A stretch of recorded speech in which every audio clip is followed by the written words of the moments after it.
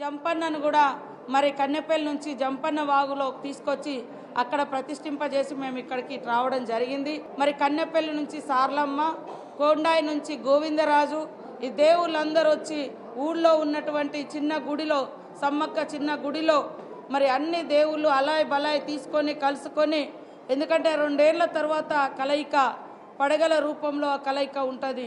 పూజారులందరూ కలుసుకోవడం, అలాయ్ బలాయ్ తీసుకోవడం, మా మొక్కులు, తర్వాత దేవునికి ఇవ్వాల్సినటువంటి అన్ని రకాల నైవేద్యాలు అవన్నీ కూడా పెట్టుకొని తర్వాత 6-7 గంటల మధ్య మరి పగడిద్దరాజు, సార్లమ్మ, గోవిందరాజు గద్దెల మీదకి రాబోతున్న సందర్భంగా లక్షలాది మంది భక్తులు వస్తున్న వారందరికీ కూడా క్యూ లైన్స్ కానీ, రోడ్లు వెడల్పు కానీ, రోడ్ల మీద మరి మంచినీటి సౌకర్యం ట్యాంక్స్ పెట్టినాం.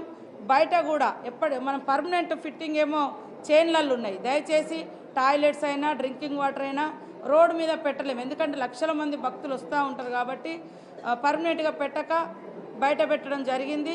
రోడ్ల మీద మాత్రం డ్రింకింగ్ వాటరు అందుబాటులో పెట్టడం జరిగింది. భక్తులందరికీ ఒకటే విజ్ఞప్తి, ఓపికతో రండి, భక్తితో రండి, బాధ్యతతో రండి.